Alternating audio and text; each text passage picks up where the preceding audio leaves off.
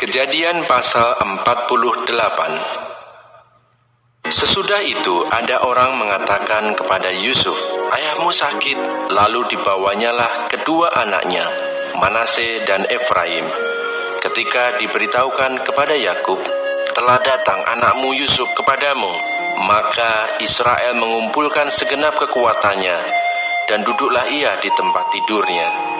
Berkatalah Yakub kepada Yusuf, "Allah yang Maha Kuasa telah menampakkan diri kepadaku di Luz, di tanah Kanaan, dan memberkati aku serta berfirman kepadaku, 'Akulah yang membuat engkau beranak cucu, dan aku akan membuat engkau bertambah banyak dan menjadi sekumpulan bangsa-bangsa.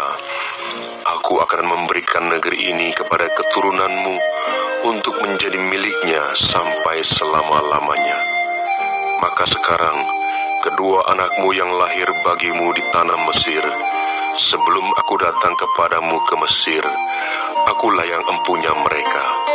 Akulah yang akan empunya Efraim dan Manasye, sama seperti Ruben dan Simeon.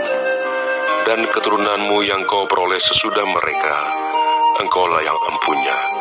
Tetapi dalam pembagian warisan, nama mereka akan disebutkan berdasarkan nama kedua saudaranya itu. Kalau aku, pada waktu perjalananku dari Padan, aku kematian Rahel di tanah Kanaan di jalan, ketika kami tidak berapa jauh lagi dari Efrata, dan aku menguburkannya di sana, di sisi jalan ke Efrata," yaitu Bethlehem. Ketika Israel melihat anak-anak Yusuf itu, bertanyalah dia, "Siapakah ini?" Jawab Yusuf kepada ayahnya, "Inilah anak-anakku yang telah diberikan Allah kepadaku di sini." Maka kata Yakub, "Dekatkanlah mereka kepadaku, supaya ku berkati mereka." Adapun mata Israel telah kabur karena tuanya, jadi ia tidak dapat lagi melihat.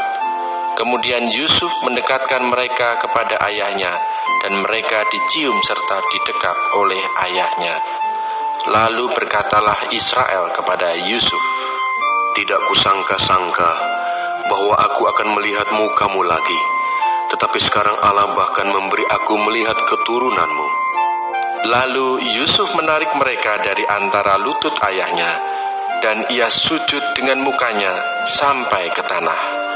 Setelah itu Yusuf memegang mereka keduanya, dengan tangan kanan dipegangnya Efraim, yaitu di sebelah kiri Israel, dan dengan tangan kiri Manasye, yaitu di sebelah kanan Israel. Lalu didekatkannya lah mereka kepadanya. Tetapi Israel mengulurkan tangan kanannya dan meletakkannya di atas kepala Efraim, walaupun ia yang bungsu, dan tangan kirinya di atas kepala Manasye, jadi tangannya bersilang, walaupun Manasye yang sulung. Sesudah itu diberkatinya lah Yusuf, katanya, "Nenekku dan ayahku Abraham dan Ishak telah hidup di hadapan Allah. Allah itu sebagai Allah yang telah menjadi gembalaku selama hidupku sampai sekarang, dan sebagai malaikat yang telah melepaskan aku dari segala bahaya. Dialah kiranya yang memberkati orang-orang muda ini, sehingga namaku serta nama nenek dan bapakku Abraham dan Ishak termasyur oleh karena mereka, dan sehingga mereka bertambah-tambah menjadi jumlah yang besar di bumi." Ketika Yusuf melihat bahwa ayahnya meletakkan tangan kanannya di atas kepala Efraim, hal itu dipandangnya tidak baik. Lalu dipegangnya tangan ayahnya untuk memindahkannya dari atas kepala Efraim ke atas kepala Manasye.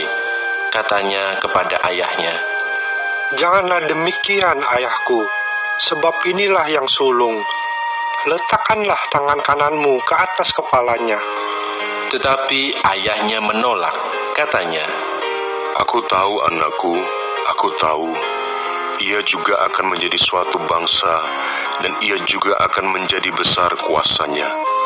Walaupun begitu, adiknya akan lebih besar kuasanya daripadanya, dan keturunan adiknya itu akan menjadi sejumlah besar bangsa-bangsa." Lalu diberkatinyalah mereka pada waktu itu, katanya, Dengan menyebutkan namamu lah, orang Israel akan memberkati. Demikian, Allah kiranya membuat engkau seperti Efraim dan seperti Manasye. Demikianlah didahulukannya Efraim daripada Manasye. Kemudian berkatalah Israel kepada Yusuf, Tidak lama lagi aku akan mati, tetapi Allah akan menyertai kamu dan membawa kamu kembali ke negeri nenek moyangmu. Dan sekarang aku memberikan kepadamu sebagai kelebihanmu daripada saudara-saudaramu, suatu punggung gunung yang kurebut dengan pedang dan panahku dari tangan orang Amori.